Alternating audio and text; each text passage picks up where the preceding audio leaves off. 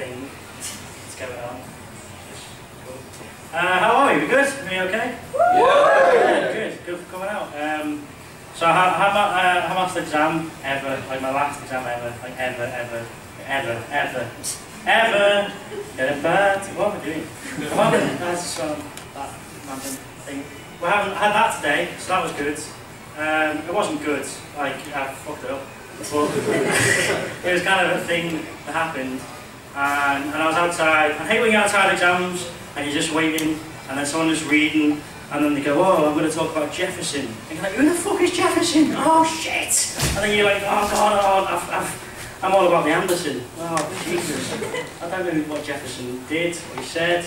I don't know what the fuck happened. So, have we all finished exams here, or give us a cheer if you finished your exams? Yeah. Give us a cheer if you still got some exams going on. Yeah. Well, it's good you're here. Clearly taking a night off. So, who I heard a lot of groaning over here who still has exams to do. Like, if you got exams to do, like lady on the end there, you still got some. Well, what do you do? Your business. Are you second year or first year?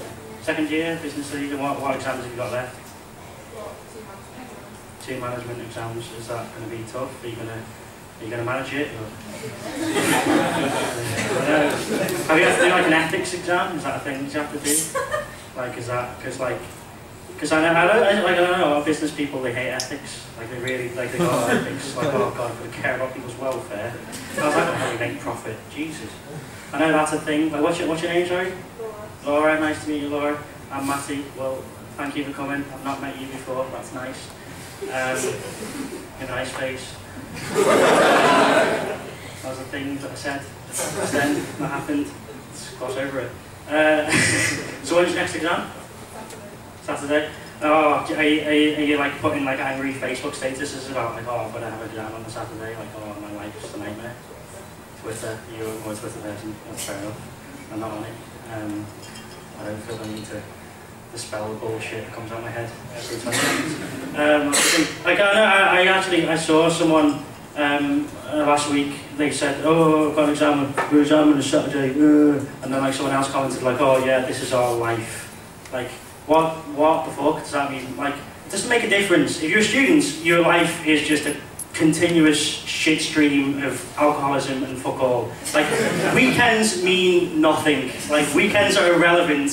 Like, there's no kind of, oh, there's the weekdays and then there's the week. It's just all a blend. Like, it doesn't mean you had an exam on a Saturday. Get the fuck over it. What are you fucking Jewish? What does that mean? What the fuck is that? Like, a Saturday means nothing. Like, oh, there's people in China, they have to put nets in between the factories to stop the employees jumping off at the end of the day.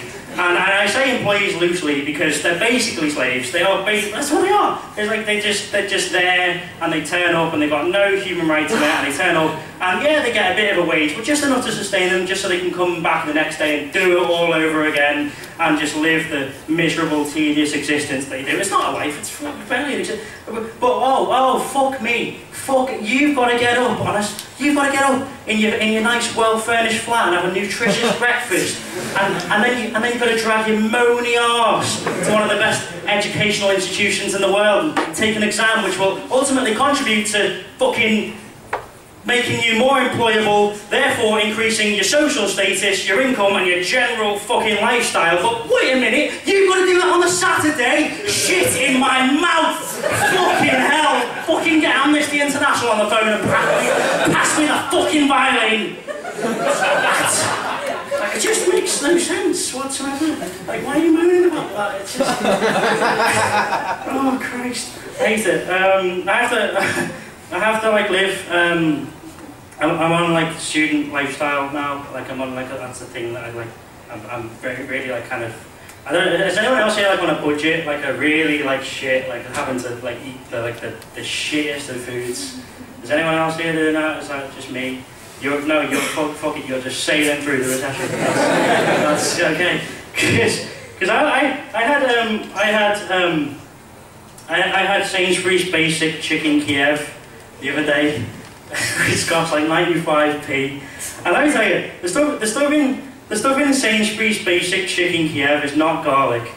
The stuff in that is the stuff that comes out of garlic anus. That is what the stuff in that is. It's just, I felt like I was there and I felt like a giant Bengali man on death row was shitting in my mouth. That's why, like, a genuine, like, and he was on death row and he had his last meal and he just got kind of like, he got all the trimmings.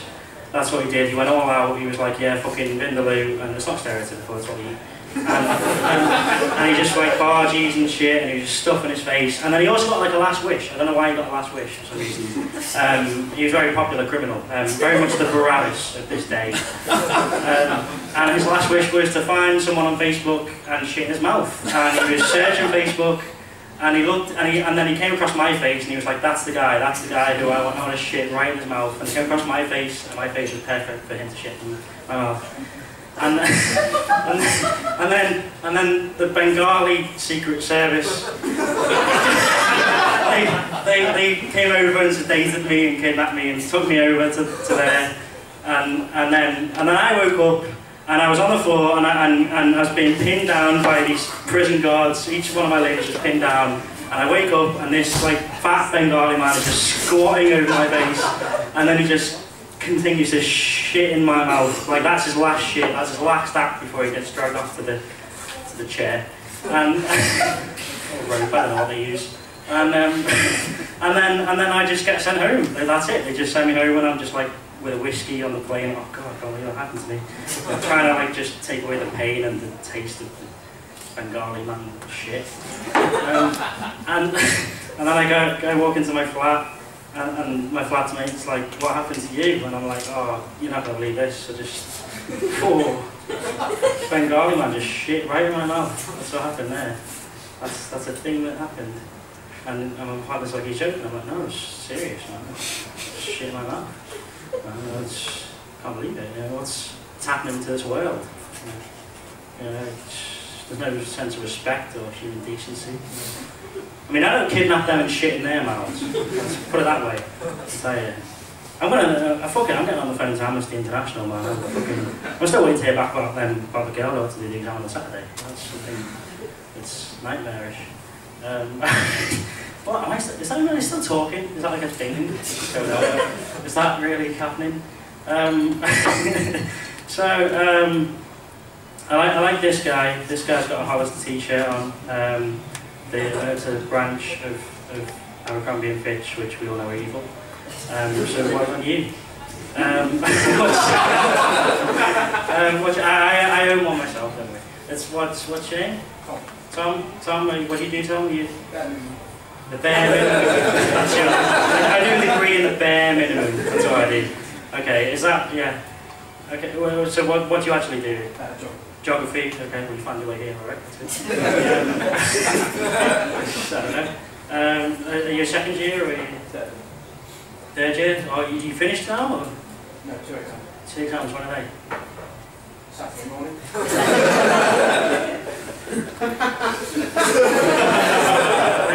And next Friday.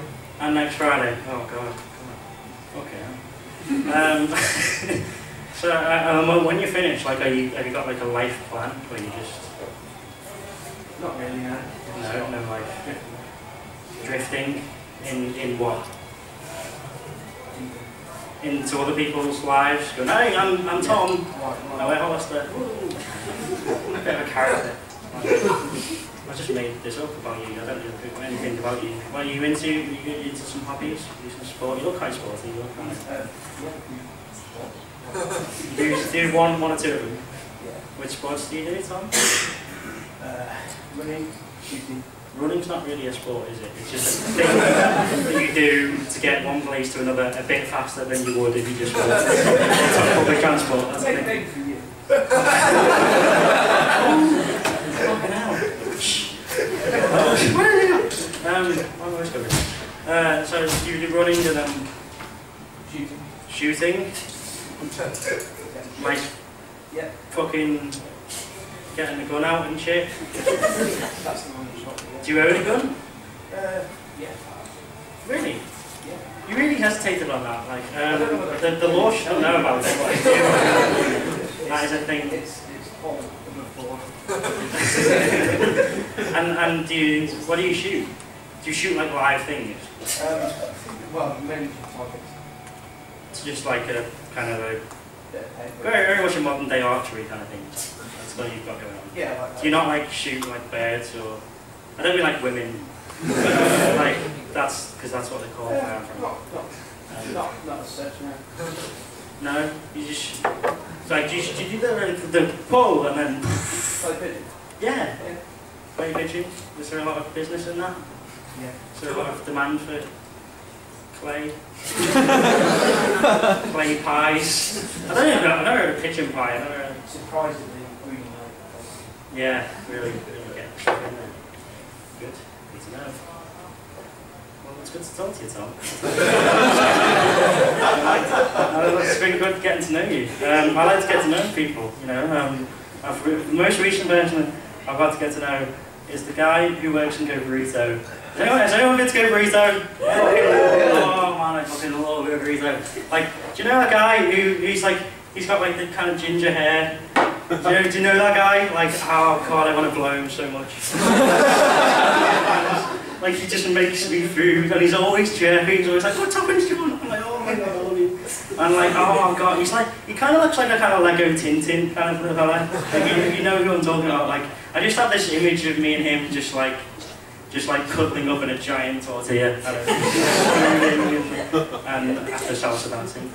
It's a good joke, fun. Good bit to end on. Oh, that's what I like to do. I like to just fantasize about people in fast food restaurants. Like the Gretsch woman. Oh. No, the woman who goes, next please. She'll do some things to her, I tell you. Fucking hell. It's not like, it's just, I think my only attraction to them is that they serve me food that I like. I think that is how desperate I am, is that they just go, here's some food, and I'm like, just come on your face. Why am I talking? Okay, so we've had some good fun here so far. I've shared a bit too much. So Tom and Laura, like you seem to be like on the other end of the. Do you hate each other or something? Is that a thing? No, it's corral.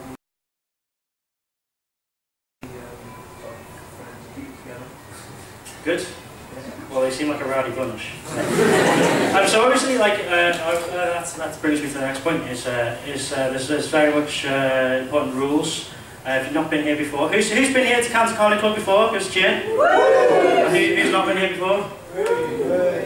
Yeah. You really sound not enthused. Like I'm not buying this kind of thing. Comedy, really, not for me. But you're here. Well, so the rules are like you shouldn't. You can turn your phones off. You turn your phones off and put them on silent, because if your phone goes, I will answer your phone, and if it's your mum, I will fuck your mum. That's just how it goes. I'm very convinced in it, fucking people's mums. So you don't want that, presumably, unless you want me that, with a Jesus beard. So unless you want that, then I'll turn your phone off. Obviously, don't heckle the axe. We always say don't heckle the axe, but like no one ever, like we always go, don't heckle the axe, but if you want to, heckle me. And then no one ever goes, you smell a wee. That never happens, that's never a thing, because that's a shit heckle, that's probably why. But, so if you want to heckle me, like even right now, fuck it. Whenever I'm on stage, like that is your invitation to heckle. If you want to throw that out there, everyone, you're a very reserved bunch, I'm not going to lie to you. You smell wheat! Oh god. That's a lot of this. So is your mum. Oh. Quick-witted. That's what you need to be when you're a stand-up. So we're good. So yeah, don't heckle, turn your phones off. So if you could, if we could get Laura, if you could like, I like you. You look like a cheerleader. You look like you really go kind of, oh, making yourself fine. You don't look like that, but I'm saying you do because you're there. So if you could like really kind of like just on your own now, I'm singling you out, motherfucker. I'm singling you out, and you just got to cheer and stamp your feet and go woo and go as mental as you possibly can. I'm doing this to you. This is a thing. It's going on. Do that right now, Laura. Come on, give us your. Woo! You can help her then. Come on. What's your name? Jake? You said Jake? Jake. Sounds like, huh? Where in the north are you from? Northern man. Not Bolton. It's a place that exists. I've got nothing on Bolton. I've got nothing like against it. I've got nothing for it. I've got no material to move on. so like Jake and Laura, like, are you like a couple? Is that a thing that's happening? Yeah. How long has it been going now? A dubious amount by the look on each other's faces, like 4 months. It's like, when were we official? Was that a thing? Like, we know I was fingering you in the park. Was that a thing when that was happening? Were we official then, or was it just fingering you in the park for no reason? And she's like, no, yeah, you were, good fingering. What? I don't really think it. No, not literally. So, Laura and Jake, if you could start like the applause, you could start whooping and cheering, you kind of back each other, you support each other, like you do in a relationship, like that's what you do, you support each other's thing. Yeah, so you start whooping and cheering, we'll get that going.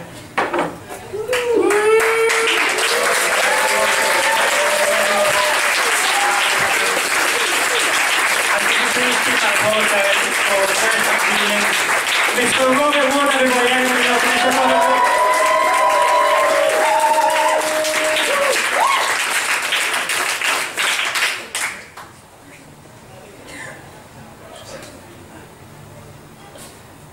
Hi. I just wanted to say before I get started that I'm really glad to be here. This is cool for me to be performing to an audience, and I'm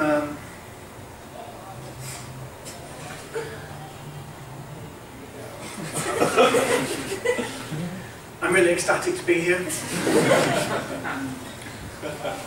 And I want to say that before I get started, because I have been told in the past that I'm not particularly expressive. And I think part of that is that in Yorkshire, where I come from, any kind of emotional reaction is judged as a kind of unparalleled act of effeminacy. And we communicate mostly by nodding. And honestly, it's great, because someone proffers you some information, and you nod in receipt of that information, and then they assume that you feel however they want you to feel. And in Yorkshire, it's great. But out here in the real world, when you've got electricity and the internet, and the concept of hope, it just seems callous. Like, oh yeah, we lost my grandma this weekend. Yeah, it's my birthday, I won £1,000 on a scratch card. Yeah, I've had the news back from the doctor, and it turns out I've got a very serious heart condition, and what he described as a phobia of nodding. And any kind of facial movement is just tacitly agreed to be a betrayal of every male ancestor. Right back to Adam, whose response to being kicked out of Eden was a gruff, "Mind how you go." To God. And it's really bad for us as a species, because we're an expressive animal. But I think it has a particular impact in a community that doesn't have much going in the way of hobbies. I mean, I don't know if you've ever seen a man trying to come to terms with the death of his child through the medium of crown green bowling. But it's somehow the most tragic and dullest thing I've ever seen. And so what happens is that kind of frustration comes out in the Yorkshireman's work, which was fine when we had mining. Because you could bash away on the walls all day with a pickaxe, and when you got home you'd have to masturbate quite so furiously. When they talk about Margaret Thatcher castrating the working classes, that's not a metaphor. And we still have physical labour, but it's not appropriate for the same kind of cathartic venting. Like, we can only sell red wool because of how aggressively the sheep are sheared. And we've got so many scarecrows nailed up that we've run out of materials. We've just started crucifying vagrants. A lot of shops won't even sell Yorkshire milk because they know that every drop comes from some poor screaming cow whose udders have been milked raw by the rage-clenched fist of an emotionally unavailable cuckold. Actually, we had a scarecrow making festival in my hometown recently. Festival. And all the local businesses made scarecrows and put them in the front windows to show that they were joining in. And so the whole town was populated by this army of little ragmen and women, all hunched over, staring at the ground past their Primark jeans.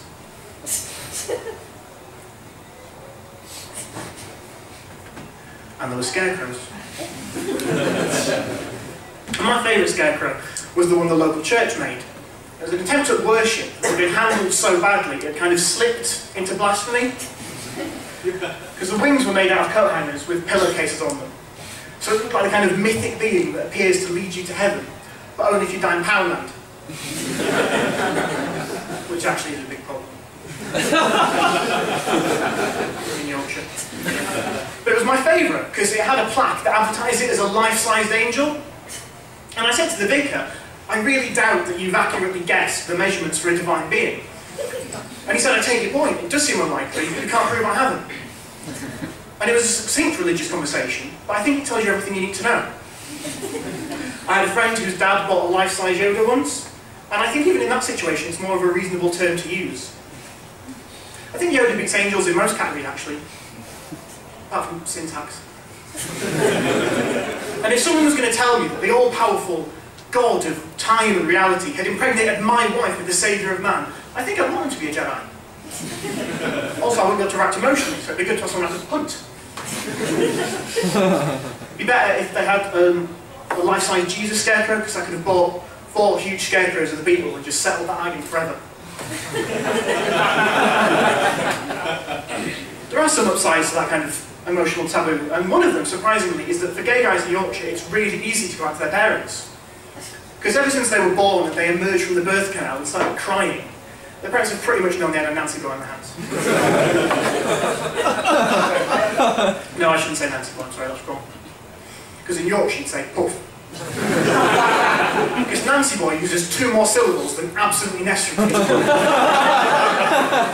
And one of the campiest things you can do where I come from is engage in the egregious and injudicious aggregation of syllables.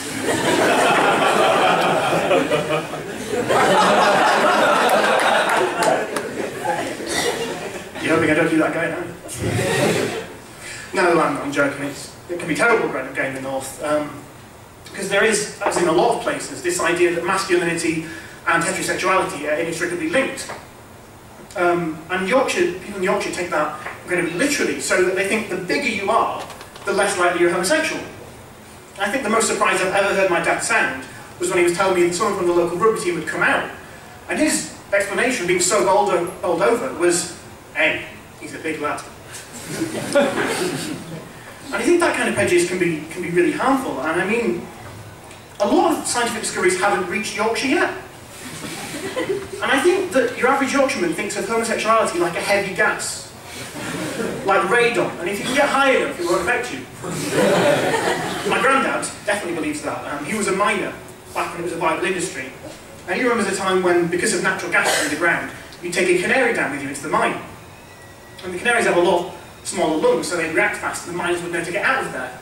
And old habits die hard. I mean, he missed a christening the other day because his budgie was looking coquettish, and he had to spend 7 hours per ladder until the gate cleared. But it has effects. I mean, if you're a giant, and you come to Yorkshire, they will be physically unable to accept you homosexual.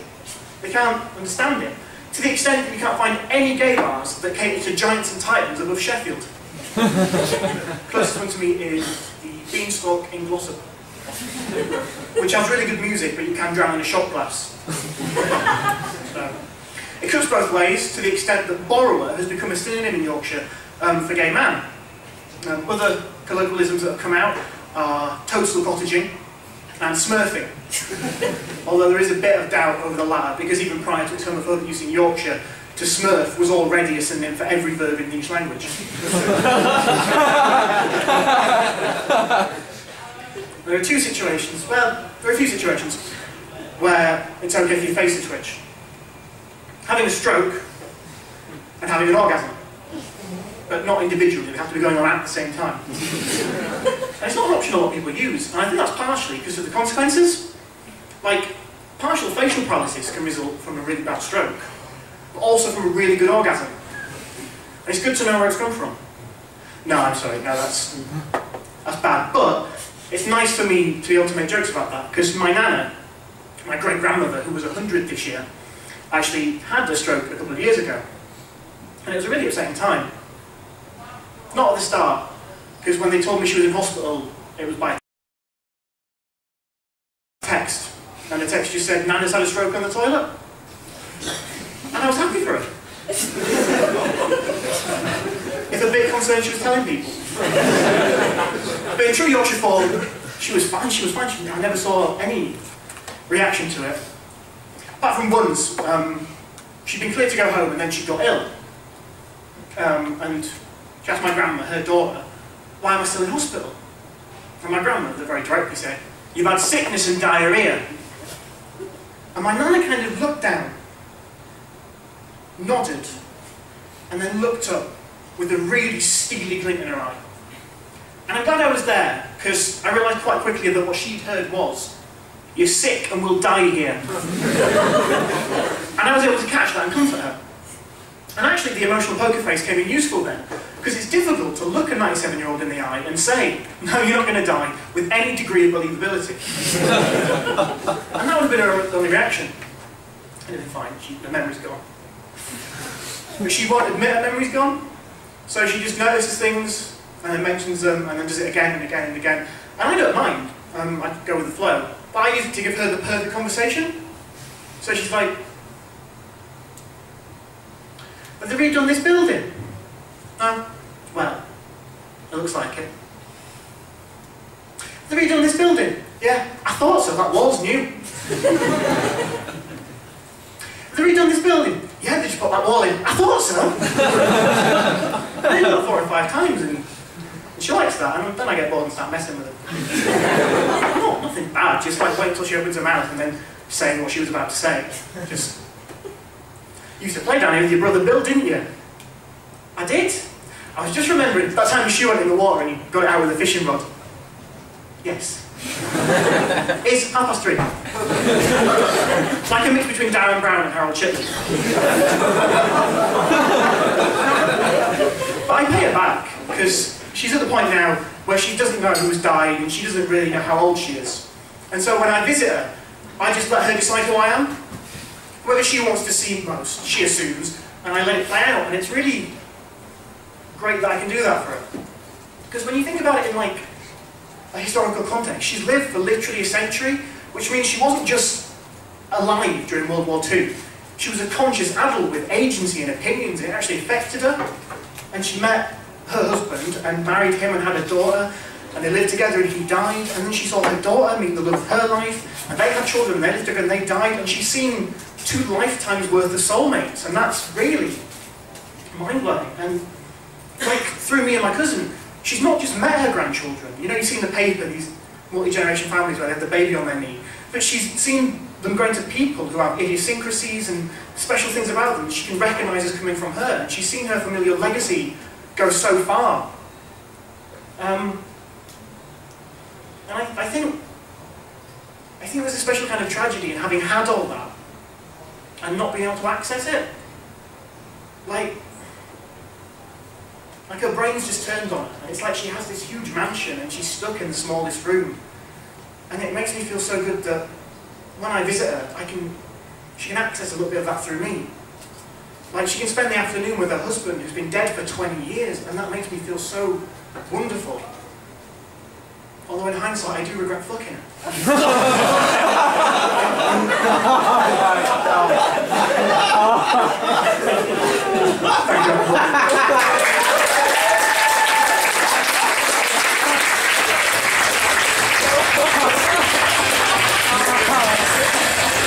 One more time for Mr. Robin Wood, everybody!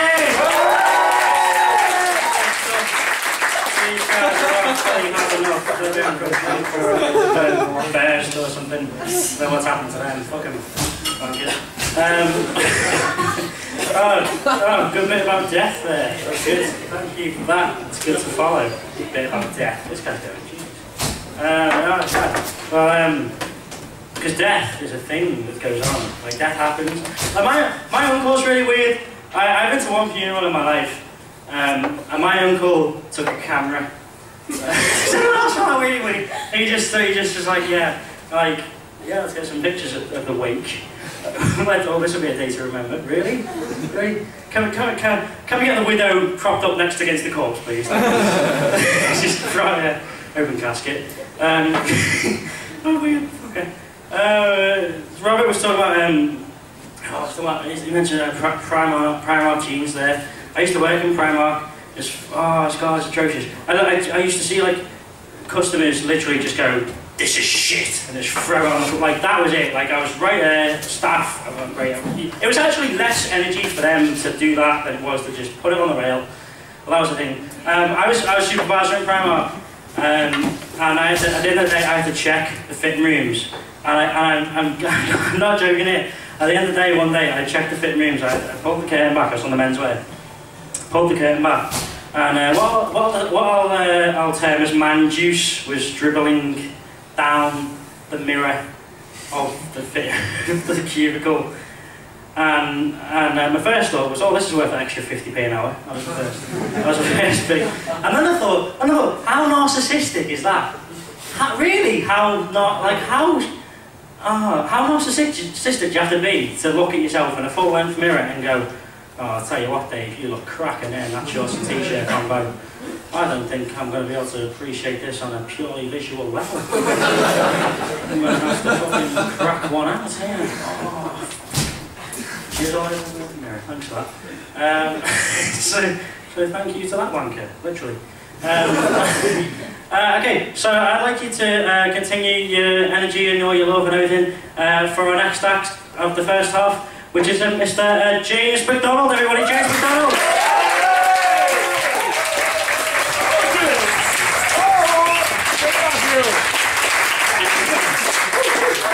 Hello, how are we all? Yeah, I'm James. I'm 21, third year, just turned 21, and obviously exams are a big thing nowadays in the term. Obviously everyone's coming to the exams, and it's kind of, you find yourself getting distracted quite easily. Like personally for me, I've been watching a lot of TV online on websites like Hulu. I don't know if anyone's been using them. Essentially what it is you can watch any TV online and it works just like non-TV. You've got your adverts at the start and you've got your adverts in the middle. But they're slightly different in that you can tailor the ads to what you want. Because it's got a thing in the corner that says, is this ad relevant to you? And it's a good idea, but it's a little retarded. And I'm pretty sure it's trolling me. Because essentially what it is, like, here's some examples, and these are all actual adverts that were shown to me on these sites. Was essentially, first one was like a beer ad. I thought, yeah, I like beer, that's good. Yeah. It's relevant to me. And the next one was car insurance. And I realised that drink driving is a big deal these days, but that wasn't quite how I imagined it. A little bit on the nose, if I'm perfectly honest. Then the second one was like house insurance. So, you know, I don't really need a house, but not that relevant to me. And it was life insurance. And I've just turned 21, not really that important, and I understand you're going with the insurance thing, fair enough, but no, I'm not really interested. Then boat insurance. Okay, so I don't have a car, I don't have a house, I also don't have a life. What makes you think I would also have a boat? And need it insuring? But then it got a bit better after that, like, it was then Domino's, but yeah, I like Domino's, I like pizza, that's a good thing. Yeah. And a load of student offers, like NUS offers. I thought, yeah, student, that's relevant to me right now. And then bacon, well, everyone loves bacon, so that's good.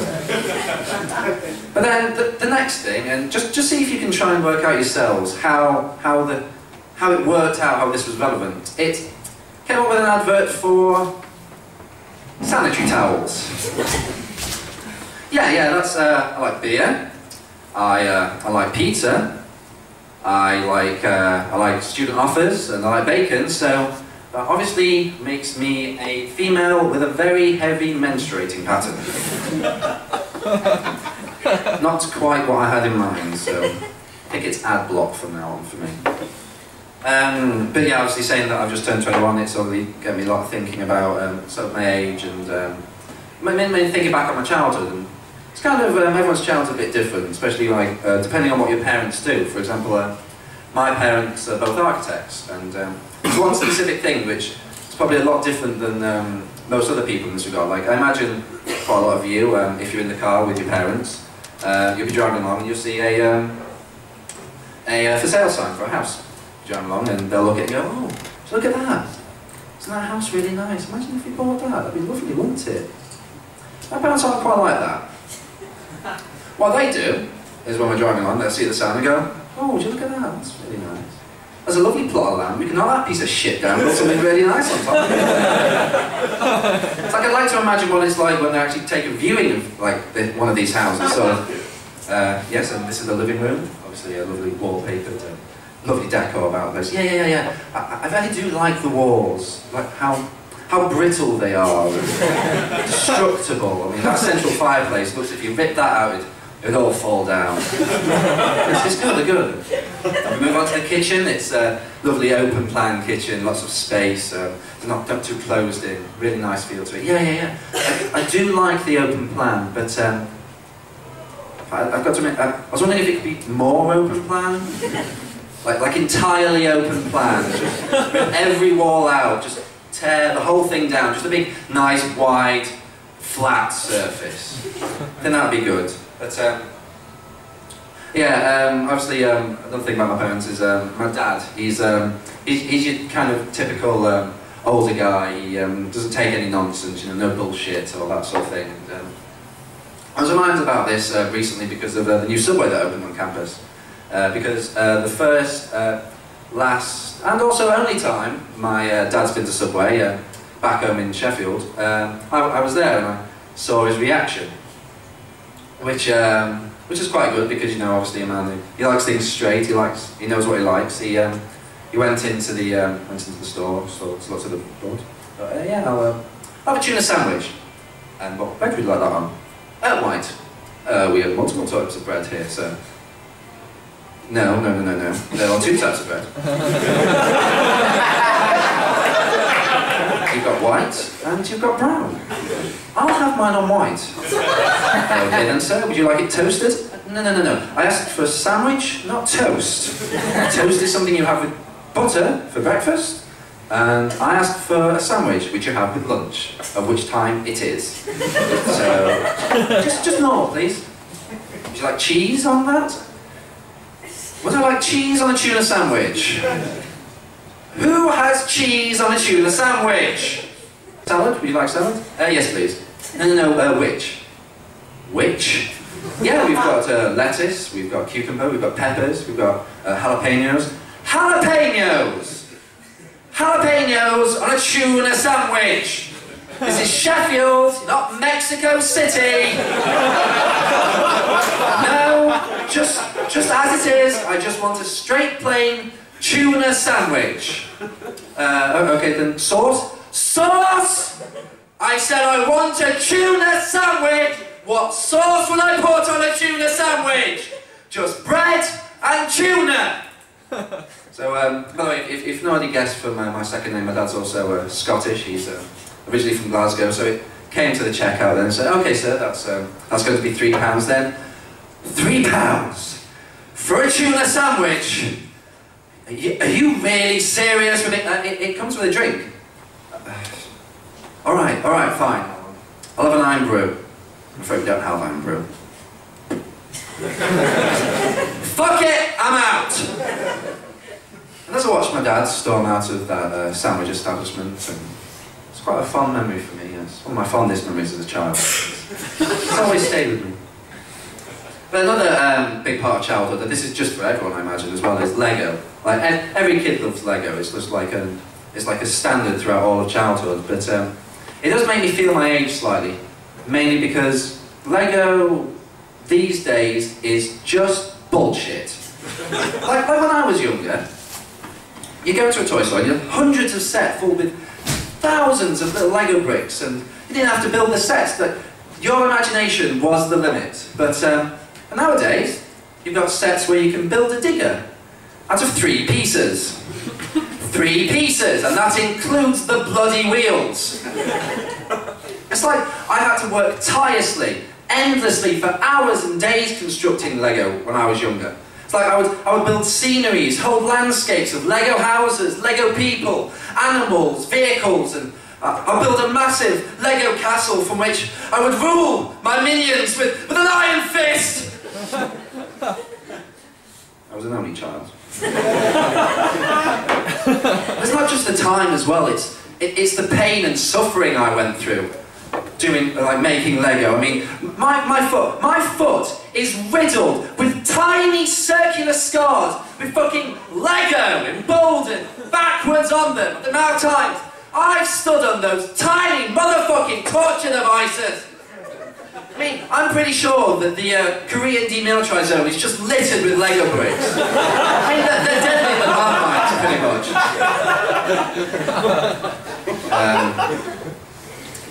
Excuse me, I've forgotten where I'm going with this. Excuse me. Ah, yes. But yeah, just general crisis about my age has got me thinking about other things, like just time in general, how it passes, and more specifically time travel. I mean, like I was talking with my housemate the other day about like time travel and where you go back in time. And he was a historian, so he obviously wanted to see great historical events like the Battle of Bosworth Field, the first atom bomb test. He'd like to go see dinosaurs. I mean, who won't go and see dinosaurs? Dinosaurs are awesome. But me, I think I'd be a bit more mischievous about it. Like I'd go back and mess with historical figures. Like if you can imagine Alexander Graham Bell there testing the first telephone, calling Watson, just, "Hello, Watson, can you hear me? Oh, you can. You can. It works. It really actually."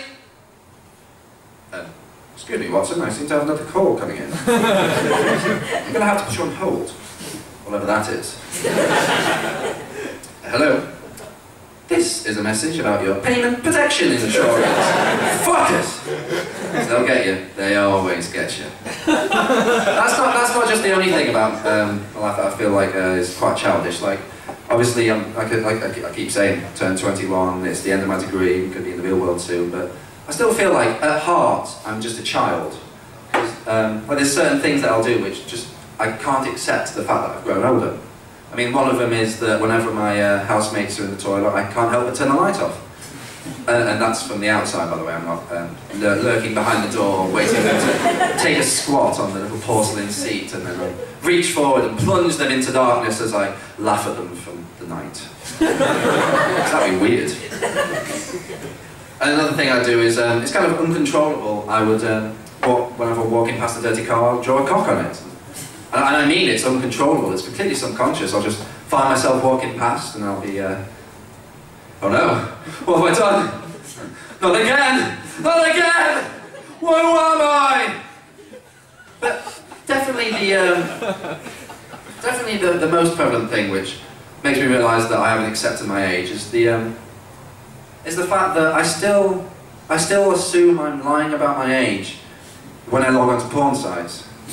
I mean, like, you've got the question there, just, are you over 21? Are you sure? Which is actually the shittiest security system ever. Like, you can imagine a minimum security prison going to its prisoners. Now, you're not going to get away now, are you? No. Sure? Yes. Okay, good. Well, here are the keys. Here's my gun. I'm off to lunch, so be a good boy. But yeah, so I'll be there as on the website. Are you over 21? I'll be, yeah, whatever. Suckers. No way. It's in that kind of small little moment there that I realised that I'm no longer an innocent child who incidentally watches porn. I'm now like a full-grown adult and I'm about to go into the real world, the scary real, like it's the actual real world I'll be going into. I've got no more fallbacks, no more other people to push stuff onto. It's my responsibility and I kind of have to stand there and face it full on as a man. That soon passes when I get back to wanking. Not too bad. That's nearly the end of my set now, but I thought I'd finish with a song, seeing as it's you know, the end of my degree. I thought it'd be a nice way of finishing it up. So I thought I'd kind of repurpose a song, and obviously Bob Dylan He's a great songwriter who influenced many. He talks about lots of social change, personal problems, and quite a lot of his songs feel like connecting to me at this time, so I thought I'd repurpose one of his, and you probably recognise it a little bit. Come gather round, third years wherever you roam, and admit apathy for your degree has grown, and accept it that soon you'll be back living at home with your parents, and they'll be moaning that you ain't got no job and you're idle as bone, for the times they are changing. Looking at the freshers, wish you were them again. And you spent every night on the Jaeger and gin, but nowadays just one sip will make your head spin. For your alcohol tolerance is waning, and after one little night out you can't remember a thing, for the times they are a-changing.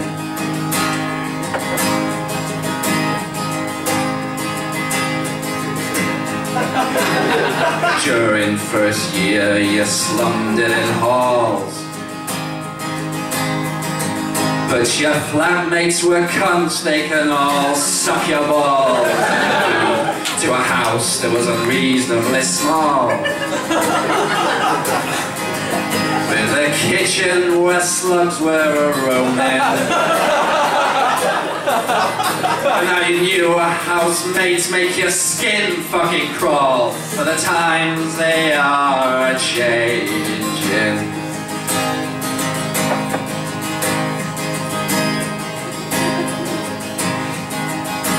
When you arrived here, at first was the plan. Now there's too many modules you don't understand, and this tutu will have cost you each year $3 grand. But there's a bright side so you can keep smiling. At least it's not 90s young fuckers got scammed for the time.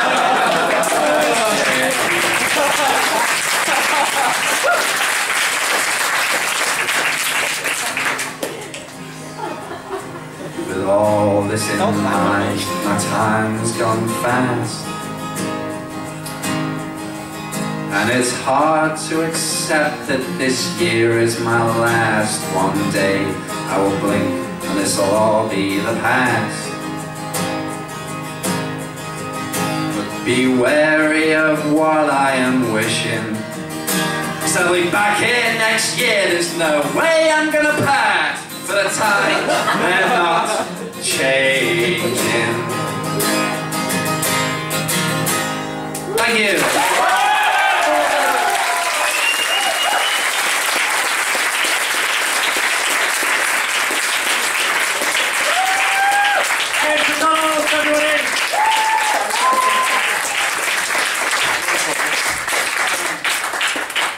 Right middle finger up to first years. Fuck you. Fuck you too.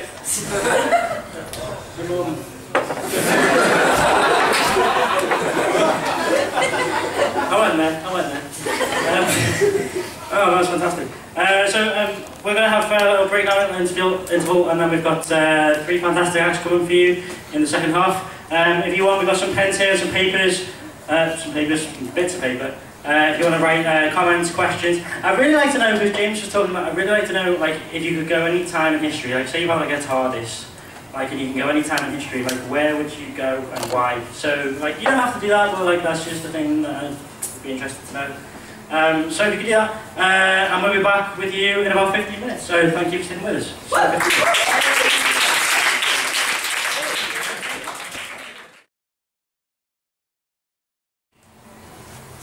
So what the Jesus? Before this gig, so I tell myself how much of a nice time I'll have with a smiley face. So you told yourself you could have a nice time, and I'm sorry that we haven't lived up to the expectation. That's what's happened. This really looks like my handwriting. I didn't write this. I would go and see the genesis of language and tell them not to invent French. Who came up with that? Who said that idea? This guy in the back there? With this... Yeah, What's your name? French, so. Huh? David. David, do you do French? I do indeed. Oh, do you now? Also write something about not being Kate Winslet in Titanic, but I thought that would be more about. Good for you. Well, I don't know a bit of French. I know, like, vous cachez avec moi ce soir. Potentially. Not a yes. Well, fuck you. Excuse the French.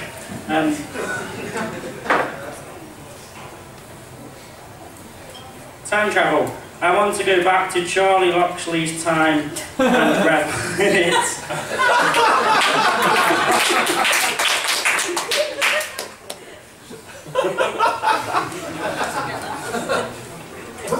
I'd go back and shoot Churchill. Signed, Hitler's great nephew. I'm surprised no one would say this. Yes, this is a thing that's really happening.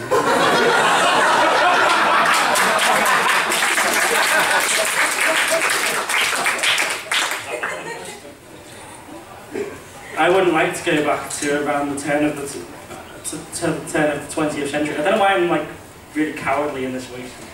I wouldn't like to go back to around the turn of the 20th century because some people brushed their teeth with radon back then, and that's pretty dangerous. Well, have you died out? I'd go back to the Game of Thrones times.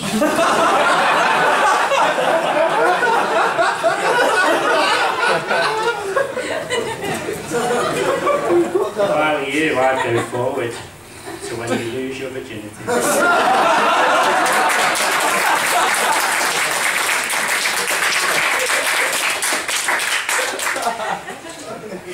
The last one. Why there's not enough notes there. Just eat the chilies in your pocket. I already ate one, and I just literally just died. I was like, hold the fucking interval further. I'm just dying here right now.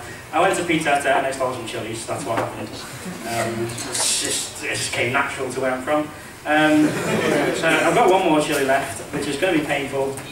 Oh. Do it. So, do it. Do it. Do it. Do it. okay, well we'll do this and then I'll cry on the side as I introduce my next act. So that's a thing that's happening. Very much the epitome of observational comedy. So yeah. Okay, so I'll eat this and then we'll introduce our next actor. That's going to happen. I like. I wish I was dead.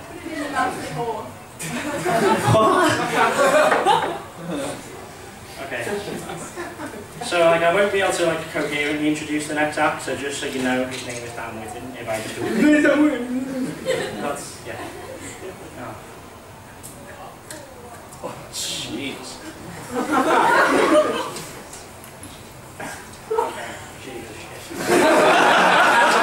Just shit the bed, did I just say that? Might have done. Wasn't all perfect. Could have been when he was a baby. Must have shit the bed.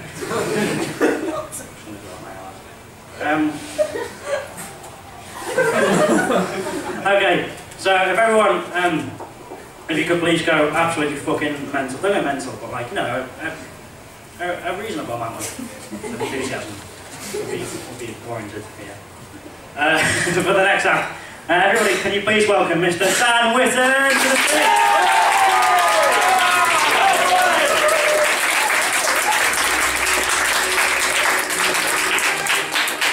I'm going to start actually with a card trick because I'm branching out. This is going to be great. I've got here a deck of cards, a perfectly ordinary deck of cards, and I would like you to pick a card but don't look at it. Now, using the power of the mind, I will detect what this card is. It's a black card. It's a heart. No, I'm new at this. It's a five of spades. What is the card? 10 of the world's most deadly snakes are native to Whitton.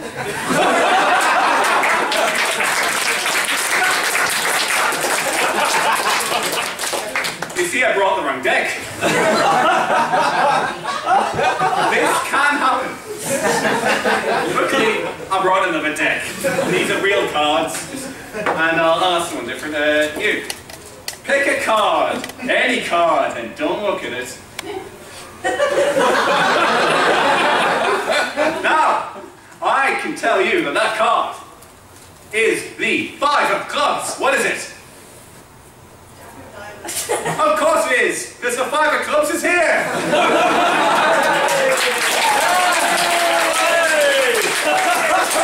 That's magic, that.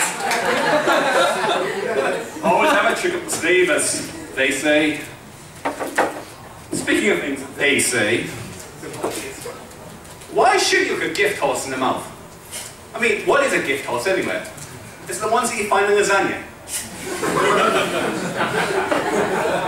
Because if so, they're delicious. If anything came out of the horse meat scandal, it's that horse is bloody delectable. And it makes you question, you know, what other animals that we find morally wrong to eat are delicious? I bet dog is really tasty. You know, human wouldn't be that bad. Findus haven't replied me on that last one. The police came knocking them. Now, I recently attended dog behavioural lessons, and then they don't work. Well, the only way you can instill discipline in a dog is by, you know, giving it a military rank. And that's exactly what I've done. I now have Corporal Merlin, my Royal Doberman, but it's not all that impressive because he was busted down from the lieutenant for shitting on the rug. It stirs around the local media, the shitting on the rug incident, or shitgate, as it became known. And, you know, at his court-martial, I sat him down, look, Merlin, you're a good boy, but you can be better than this. You can make brigadier if you just apply yourself. But he looked at me blankly as if to say, I want a biscuit. I'm not getting through to him. But he's got nothing on my old dog, Rear Admiral Scruffles. Now there was a dog to be proud of. Why she chose the naval route, I'll never know. You know, I never asked her, she never told me. It was an unspoken bond between us, you know. And her death was very, very sad. The memorial itself was quite a somber occasion. There was all the leading knights of the dog military with General Spidle and Rover, and I've rarely seen a part.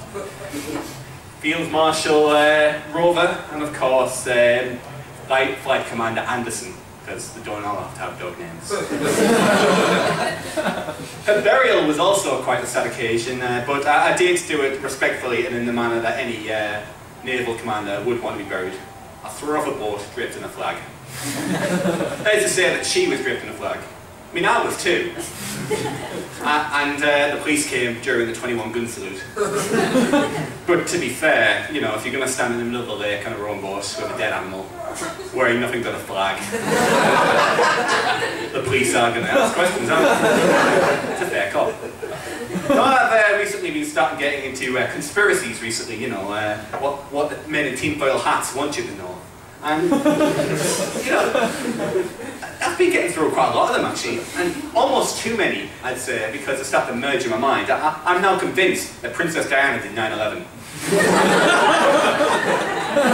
In fact, no, she faked 9/11. Those towers are still there. They don't want us to know this, but it's true. I've got to think beyond them. There's also a famous one about the Bible code, which is where it predicts certain events in history if you read the Bible in a certain way, like Hitler's rise or JFK's assassination. So I decided, what else can you read to predict the future? So I looked at a song, actually, and apparently in the year 3000, not much will have changed, but we will live underwater, which to me is quite a big change.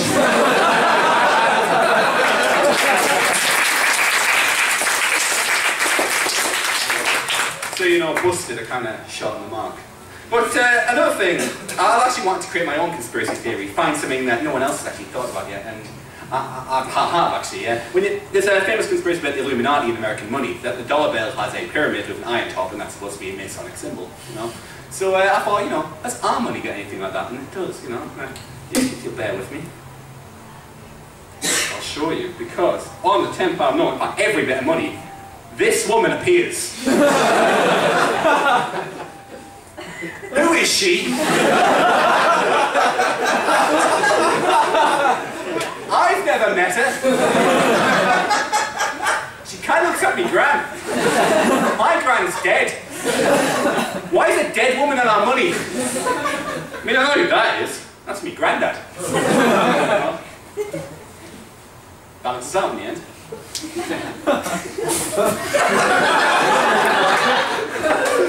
Now, I've actually finished my final exams and now I'm about to enter what is called real life. And there is a difference between university life and real life. In university, I mean, who here has lived on campus at some point? Everyone. So you do know it's just essentially Butlins. Butlins without the kick-ass water slides and heavy red coats, just more learning. And that's fine, I suppose, but you know, real life. I mean, when I leave here, I'm going to sit on my arse at 10 AM in the morning watching Jeremy Kyle, and people will actually complain to me about doing that. Apparently, it won't be right that I'm scrounging off the government anymore. So that not learning makes it wrong. But it's that whole idea, I've got to get a job now, and I don't know what I want to do with my life. I mean, for the longest time, until I was, what, 20, I wanted to be a superhero. My plan was to develop superpowers and just be a superhero. But then I realised, that's not a great source of income now, is it? I mean, every superhero has a job as well. I mean, it's not fun. I mean, the only unemployed superhero I can think of is Batman, but that would change my plan radically. I mean, step 1, my parents get murdered in front of me. Step 2, become a billionaire. Step 3, become a superhero, or the Knight. And, you know, it's an impractical plan, so, you know, I've got other jobs, you know. I've always enjoyed writing, but the problem is, I've never had an original idea in my life. It gets tricky. Well, actually, that's a lie, actually, yeah. I did have one original idea. I came up with the bad idea machine. Now, this is a small box with a little light that would beep whenever it would audibly hear a bad idea. So, let's say how great it would have been in history, like 1912. Hey! You know what, it would be great if we went really close to those icebergs. Beep, beep, beep, beep, beep. You're right, that's stupid. Hey, you know who are pussies? Czechoslovakia. Beep, beep, beep. You're right, that would cost us lots of money. And the 90s, you know what Star Wars needs? Prequels. Beep, beep, beep, beep, beep. Shut up, you.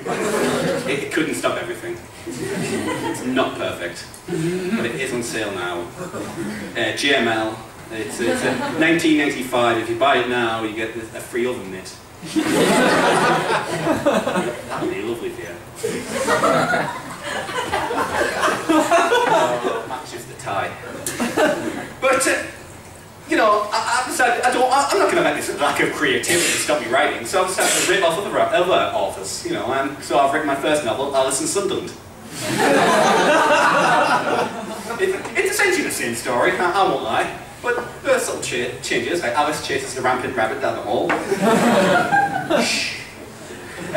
She meets all sorts of crazy characters, like the Chaffy Cat. She goes to the Mad Mackin's Blue Pop Party, and she meets the Red Queen, well, the Orange Queen. I've seen Geordie Shore.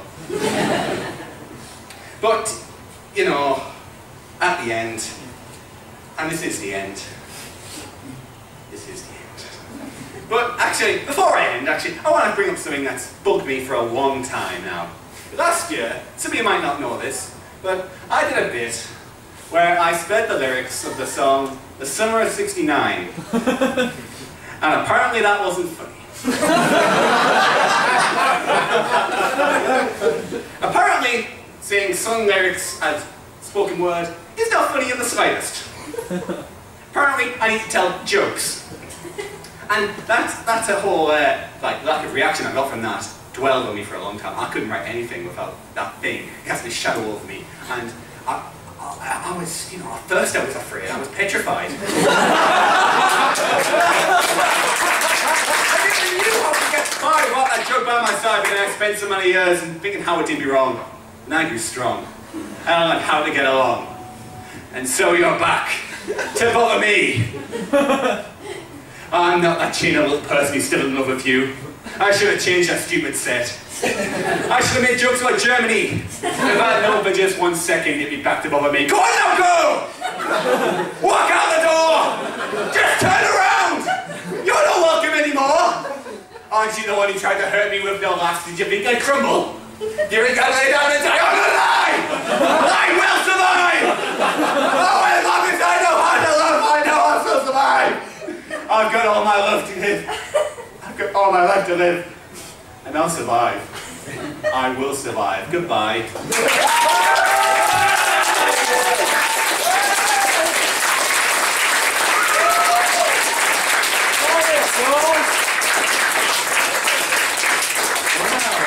Fucking standing ovation.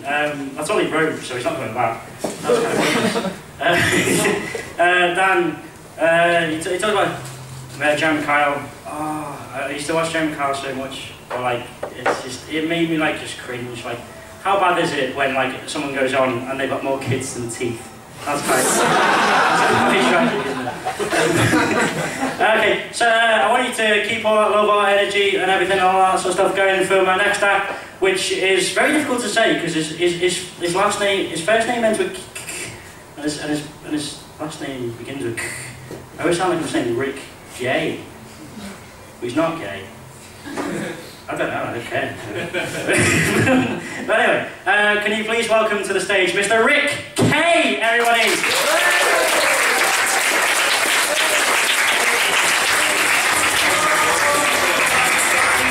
Alright, motherfuckers! What are you doing? Are we still fucking mums? Yeah? Good?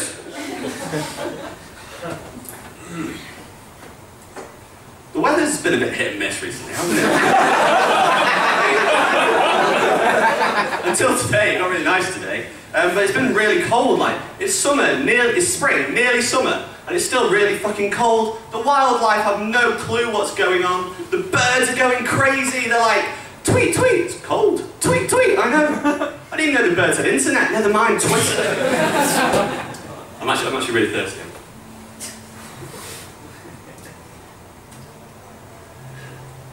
I nearly drank water straight out of the tap the other day, but I chickened out. I bottled it. Actually, that's not entirely true. I would never drink out of the tap at my house because I live in a student house, and as we all know, student houses are fucking disgusting. And to start off, I live with all boys, so that shows you how bad it is. But just to give you some examples, like, we've never taken the bins out. Like, we just stick them in the back garden. There's so much crap in there. Channel 4 have come round to do an episode of Scrap Heap Challenge. And there's just so much like old vegetables on the kitchen floor that we just kind of got our own DIY compost heap. It's horrible. But the worst, the carpets. Oh my god, the carpets. Like, think, how long, it's May and we haven't even bought a fucking Hoover. Like, the carpet's just so dry and dusty that you're not sure if you stepped into your bedroom or Susan Boyle's vagina. Yeah, it's true. It's horrible. I'm actually quite hungry now. That's nothing to do with Susan Boyle's vagina. But it's actually the first time I've been hungry in days because I did a food challenge the other day. It actually wasn't that hard. It was a piece of cake. So that was good. Did anyone here get like weird presents? Because I've had a few in my time. One of them was a pillow. It wasn't just any pillow. It was a pillow with a speaker built into it. And I thought this was great, like, I could master my course, because I'll just record my lectures and then play it through the pillow. I'd know everything by the morning. So I did this, and as my lecturer's voice played, I dreamt about having sex with Ryan Giggs. So that didn't go quite to plan, but it is true, he is great with balls, so that was good. I once got a dog as a present. Although he's actually a bit of a twat, my dog.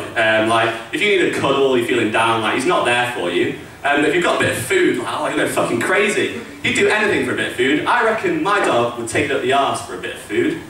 Although I'm not one to judge, you know, people in glass houses and all that. I don't take up the arse of food. Like, I'm not much of an arse man. I'm more of a vagina person, actually. Although, as much as I love vaginas, they do have a problem. Like, I'll try and put it in the best way for you. Like, someone shows me a picture of boobies, it's like, oh, that is fantastic. Show me a picture of a vagina, it's a bit like, oh, right, okay.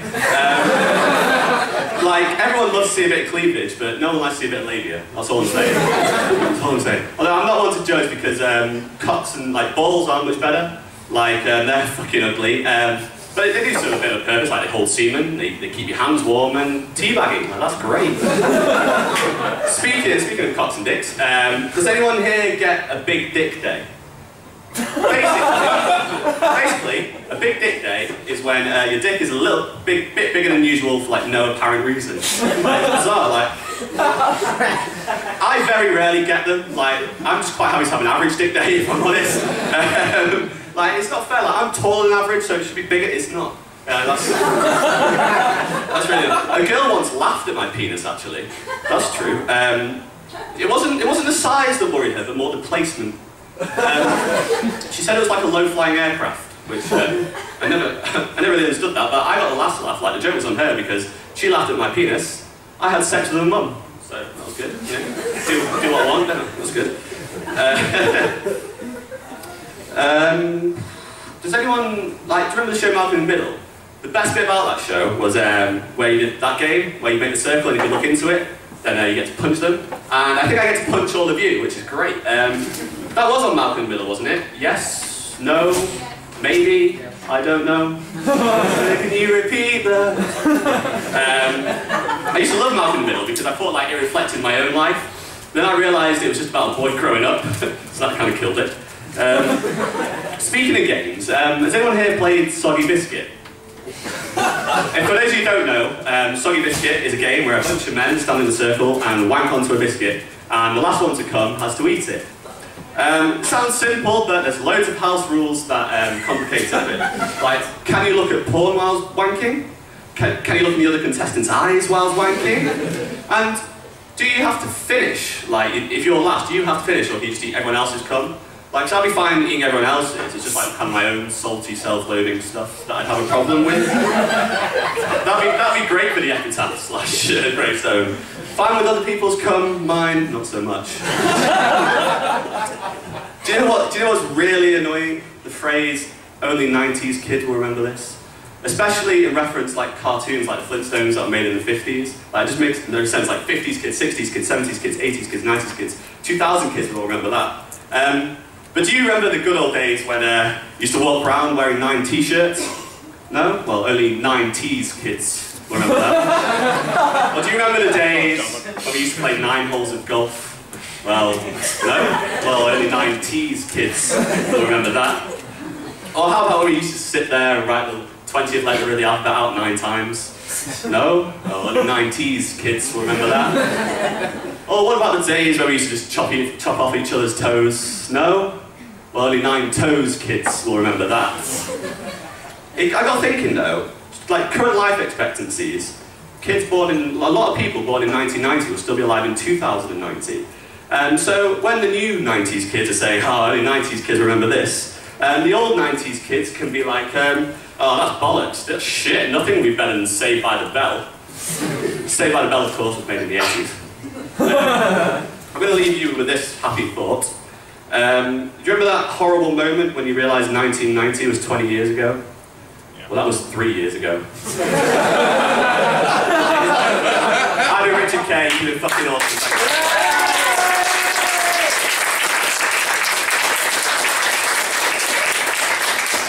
One more time for Richard Kay, everybody!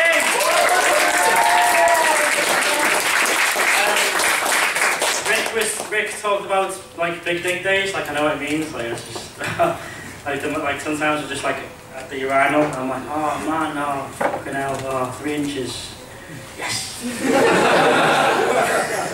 Also balls, is anyone else like, I don't know, like girls, you really don't understand, like, you can't understand where we live, like balls are really inconsistent. Like one day they're just kind of like a fucking Newton's cradle, like the one day they're just kind of just knocking. like in between you, and the next day they're just like this really compact thing, like this one, like kind of uni sack. It's not like something you take your lecture notes in. Mono sack, we'll go with that. And like one day they're really like that, like a really like a kind of child's balls. Like one day they're really kind of just there's your balls, you fucker. Like they're really kind of just aggressive at you. And like when they're like that, like your genitals just look like someone's put a snail upside down. That's kind of what it looks like if you look down. That's kind of what goes on. When I was a kid, I never knew what balls were. Like genuinely, I did not know what was going on, like beneath the penis. Like I think how I rationalised it was that the balls were like the sack for your wee. I think that's what I thought. I think like it's like, oh, I need a wee, the sack's full. That's like kind of camel's hump kind of pouch kind of issue going on. I think that's what I thought balls were. I think. I remember when you does anyone, if your dad ever wore boxer shorts when you were a kid, everyone will know this moment. If your dad, like when he's just sitting there and one of his balls just slips out, and like because you only have this compact mini mono sack thing going on, you just don't know what the fuck's going on. It's like, is there something wrong with him? Is there something wrong with me? And then one of his balls is just hanging out there like, hello, woohoo! And it's, oh god, like, and it's like your dad's just there, like, yeah, one day this will be yours. Like, there's no good way to get past that. It's traumatizing. No one explained to you what balls are.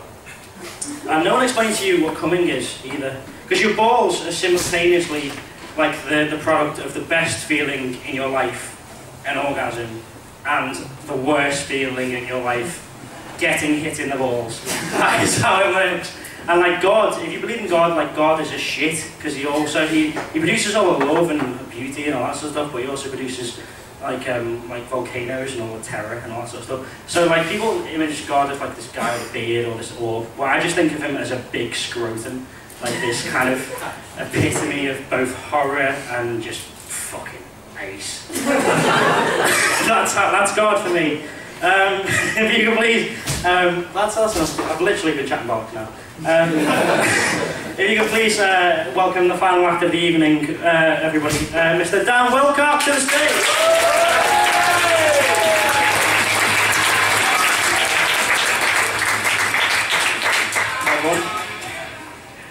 So a lot of people worry about turning into their parents, but the way I see it, when you're at uni you don't see your parents very often, but you do watch a lot of TV. Specifically in my case, watch a lot of programmes on the TV channel E4. I'm slightly more concerned about the influence that's having on me. People are telling me my memory is good. I talk to myself way more often than I really should. I won't go out if there's any chance of rain, but I'll go down to the station just to sit and look at the trains.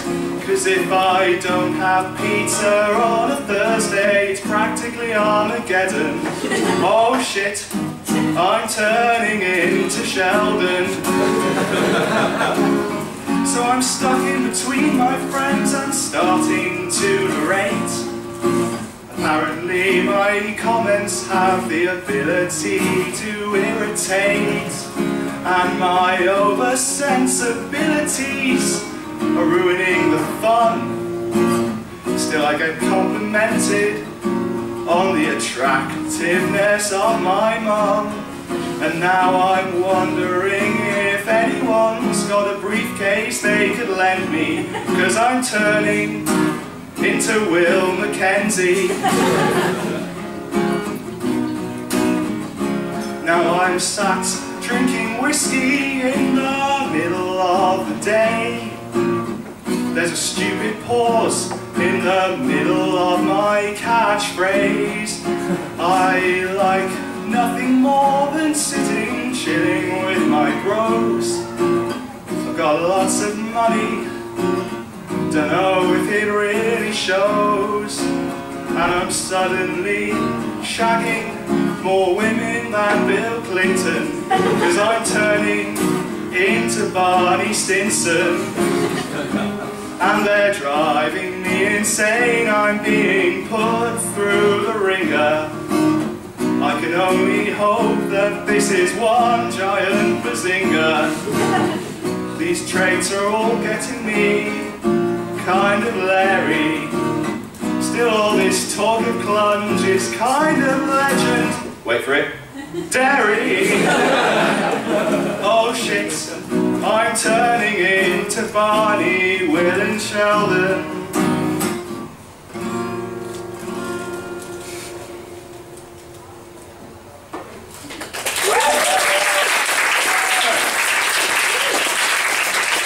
There's this phrase that we seem to use a lot. We've all been there. But what puzzles me is, just where is it have we all been? The seaside? Birmingham? Hiding in a toilet from someone we don't like? Is it sat next to the nutter on the bus? Is it being a nutter on the bus? Or the way things are going, is it voting for UKIP? But I think perhaps a place not a lot of us have been is breakups. And there's a song that's in an advert at the moment, which is quite a happy song. But I'd like to reimagine it by someone who's been hurt deeply and emotionally by a breakup, and just see if they can imagine how that would sound. You fill up my senses like a kick in the bollocks, like a back-sucking crack wax, like a killer migraine, like severe hemorrhoids, like a penalty shootout. You fill up my senses, you fill me with pain. So on the subject of pain, I'd like to talk about exams. Not prostate exams, although they are painful, so I'm told. Of course, we've all been doing exams recently, and you get sick of them, but you probably get more sick of those people you hear who say they've done well in exams and then claim to have done no revision. You've probably come across these before, and if you're thinking, I'm not really sure I have, well, you're one of them. But I have a theory about people like this, thanks to recent revelations in the world of high-profile cycling. How do you know that these sudden exam geniuses haven't historically and systemically been taking super strength, brain-enhancing drugs, and then using the no revision backstory to mask the truth and gain a positive result? Think of it as exams a la Lance Armstrong. So my friend made me a cup of coffee the other day, and I couldn't help but notice as he was doing it, I had to say something to him, so I said, John, are you sure this is coffee in the bottom of this mug? Because it really looks a lot like soil. And he said to me, oh, don't be ridiculous. It can't be soil. I know it's coffee. In fact, it was ground this morning. So I've been reading about this wealthy Arab businessman who's just bought a football team, rather like what happened at Manchester City a few years back. It's actually a football team comprised of all amateur actors. I just can't remember for life what his name is. Oh yeah, Shake a Leg. I think football's perhaps an area where we haven't quite got racism out of our society. And I think the best way really to get it out once and for all is through fighting fire with fire, and perhaps the form of a song.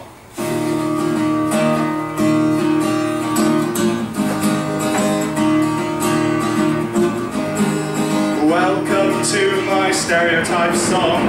You might all want to sing along, and don't worry if you think that this is wrong, cause I'm gonna start with some not too offensive ones. If you're told you're a politician, then you tell a lot of lies. If you're from the north, then you eat a lot of pies. If you hate your parents, then you are a grumpy teen. And if you're very lonely, then you eat a lot of ice cream.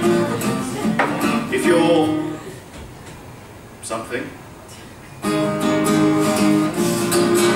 someone from Asia is a minimal height, but if you're from Amsterdam, you're as high as a kite. An island's debt has been described as toxic, so no wonder everyone there is an alcoholic. Welcome to my stereotype song.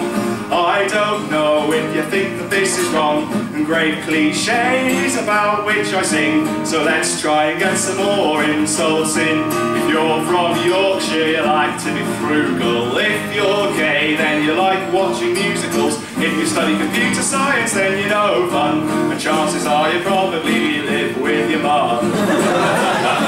If you're into S&M, then you've got no shame, but if you've got blonde hair, then you haven't got any brains, and never offer a Scotsman fruit or veg, because you'll take an axe, shout freedom, and chop off your head. Welcome to my stereotype song. I don't know if you think that this is wrong, and don't worry if you've not been insulted yet, because the next verse is about as bad as it's going to get.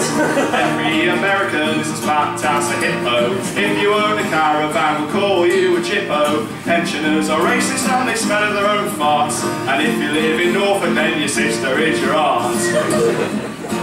Welsh people will enjoy themselves with sheep. If you take a trip to Switzerland, they're going to put you to sleep. And the Jews complain and it all sounds tacky, until they get blown up by the Iraqi. So welcome to my stereotype song.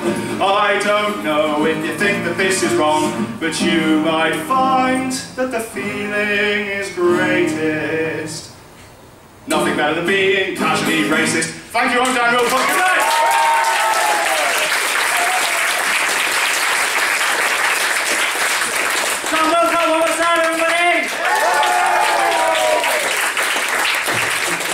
I can't tell you the sigh of relief I had when he said Iraqi.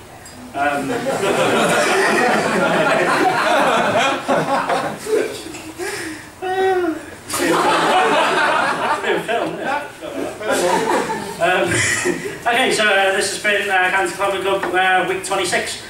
So make sure you come back for week 28, which will be the last one of the academic year. It's sure to be fucking brilliant. So please, can you give it up for all you've asked tonight? You've had Mr. Robert Wood, first of all. Mr. James MacDonald. Mr. Dan Whitton.